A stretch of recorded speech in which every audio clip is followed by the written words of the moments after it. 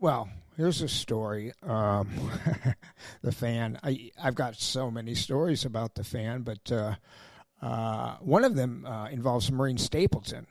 Maureen Stapleton was Academy Award winning, maybe Emmy Award winning already at that time. She had just come off of Reds, the Warren Beatty movie, where she would later win an Academy Award.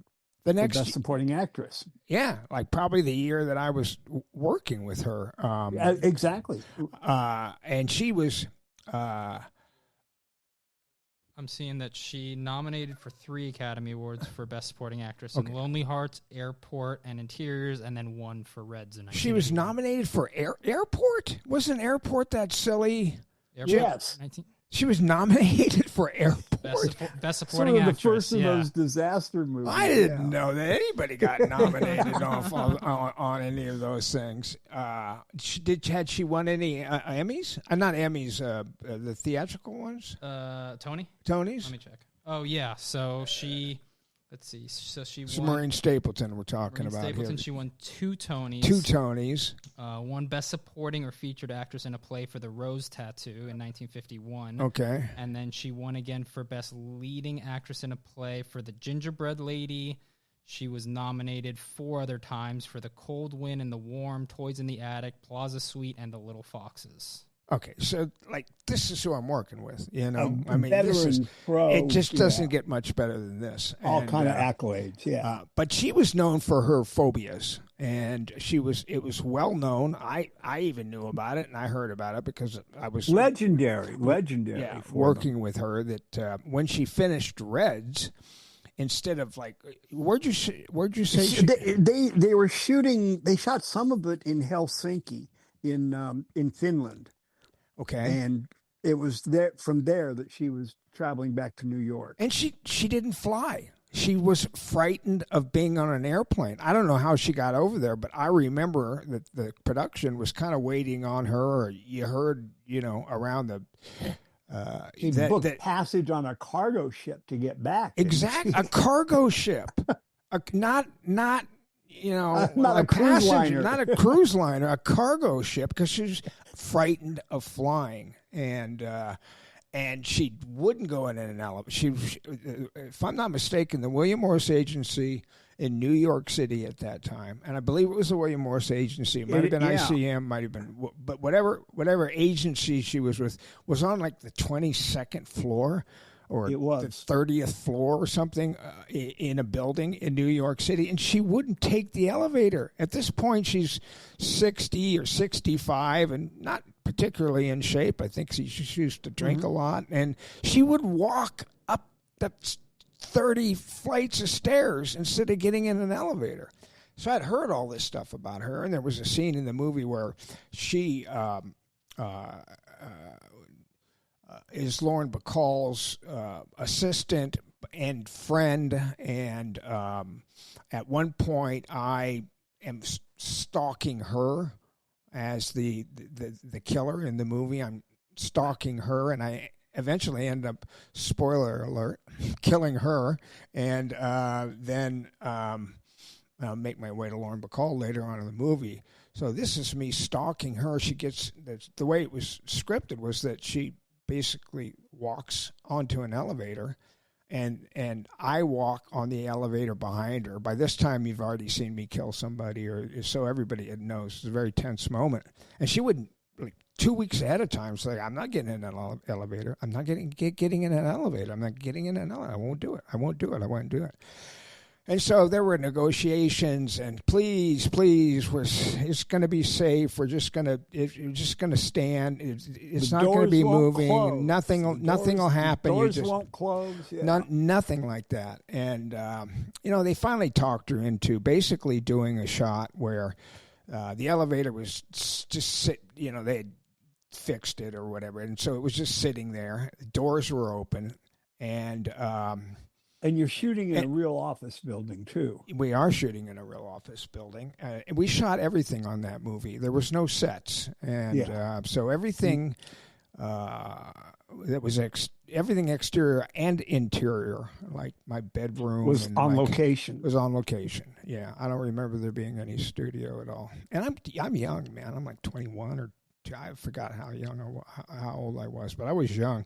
And I'm working with Maureen Stapleton, and I know that she's a legend. And so this is really my only interaction with her. I have another interaction where I'm down in the what do you call the tube in New York City? The underground Subway. Yeah, the subway, and that's where I kill her. But this is before that. So anyway, I'm stalking her, and they wanted a shot of her getting on the elevator and me walking in and then standing behind her. Not right behind her, so I couldn't be seen, Right. Stand behind her and find the camera. And they said, listen, this is all we're going to do. So walk in there.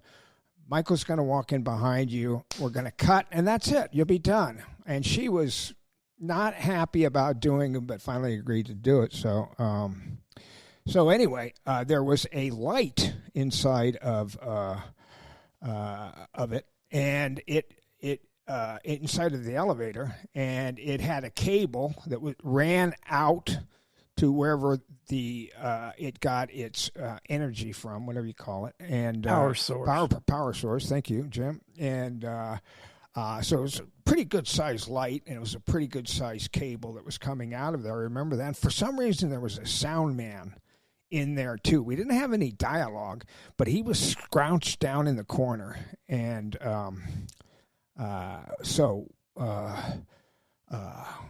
we go about getting ready to, shoot the scene and begin shooting. And Maureen Stapleton walks into the elevator.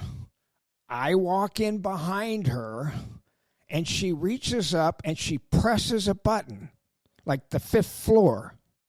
Which, like, nobody thought that she would ever do that. Nobody that didn't the camera's not going to record that. She didn't need to do that. Well, she didn't need to do that, but she's an actress, and she's an Academy Award-winning actress, and she's a Tony-winning actress, and that's what you do when you get in an elevator. Not question her method. No, you press a button, but nobody thought about it at all.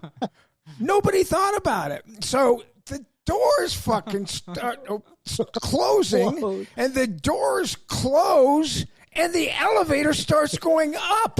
It's got this 9 light in, or whatever size the light. It's got this big light inside of it, and it starts going up, and we get like between the 4th and 5th floor, and it went from being an elevator to that light slamming up against the side of when the elevator doors open, slams that, and we're stuck. And the elevator's going like,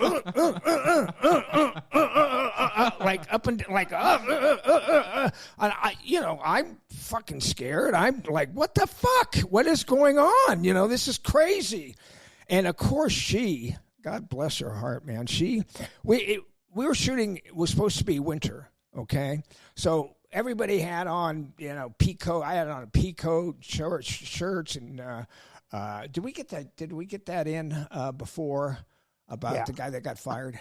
I don't think we Dick did. Bush. I think Dick that was Bush. before Okay, my thing went out. Anyway, Dick Bush was, just reminded me because Dick Bush was a DP on that, and at one point I wanted to wear white socks because they played kind of a dorky but very dangerous person, and he threw a fit, and then later, and I was like, what? You're the DP. What do you fucking care? You're not the wardrobe designer. But I couldn't say that shit at that time. I was 20. It was my first big movie, and he was Dick Bush, and only to find out later that Jim Cameron, he was the first to go on Aliens. He was the original DP on Aliens. So thank you, Jim Cameron, for showing Dick Bush the fucking door. But getting back to, so we're in this elevator, and the thing is stuck, and it won't go up, and it won't go down. It won't do anything. It just keeps bouncing. Well, she had on a hat. She had on a coat. She had on a scarf. She had on like gloves, like all of that, like as if she just walked off the street, and it was cold outside. And I didn't know when people have phobias how they would react.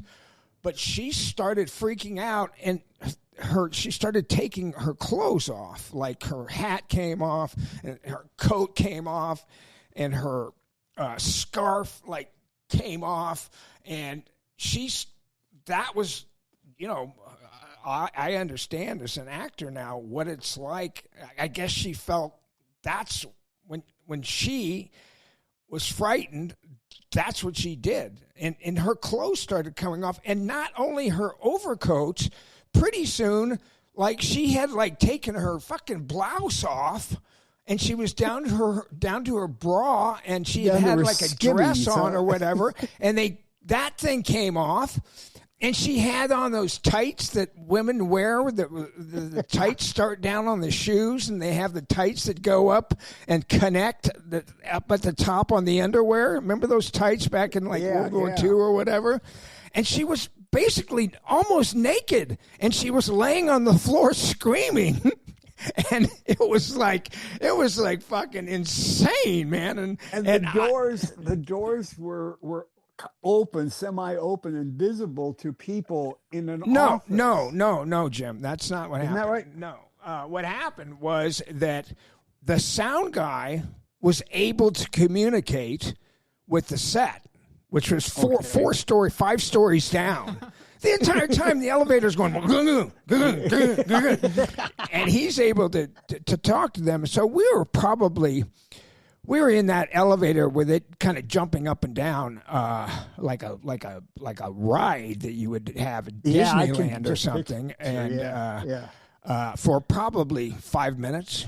Yeah. And the sound guy was able to talk to them down below, and they were able to tell him that you're not in any danger. But like at this point, she's taken off all her clothes. She's basically nude except for her underwear, a pair of tights. The shoes were gone. Everything was gone. And she was laying on the floor facing the front of the elevator, and she was screaming. And, you know, like I said, I was scared too. Anyway, they finally figured it out.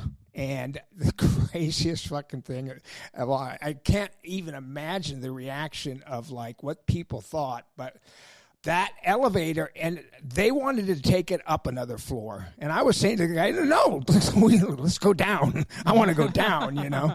I don't want to go up, you know. But anyway, they decided to they were able to take it up to the next floor. So we get up to the 6th floor, and you know, I guess they added more cable to I don't know what they did, but we were able to move at that point. We go up to the 6th floor, and the doors open, and Maureen Stapleton is laying there naked, except for underwear and bra and screaming tights, and hollering. And she's screaming, and she's crawling out and into what is somebody's office, the front of their office where you have receptionists and shit.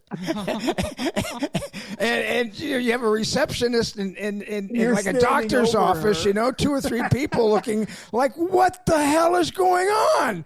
Hey, is that Maureen Stapleton? Oh my God! You know, so is that Michael Biehn trying to kill no, her? nobody knew who I was, and she crawled out, you know, and you know, it was like a, you know, and she was nude, almost nude, and you know, it's one story from the fan that and Maureen Stapleton, and at one point I was telling this story on the set. And not on this set, I was by my trailer, and I was telling this story, you know, because I was there. So, I was telling other crew members, and they, you know, and I looked up, and there was Maureen Stapleton about, you know, she was down by her trailer, and she was looking at me, and you know, but I was a long ways away from her. And anyway, we got to the set, and we were on the set at the same time. And she said, "You were telling somebody what happened in the elevator, weren't you?" She could tell by like my body language. You know, you were telling somebody what happened in the elevator, weren't you? And I was like, "Yeah." And she didn't care. You know, she ended up like, you know, getting drunk a few times, and they couldn't find her. And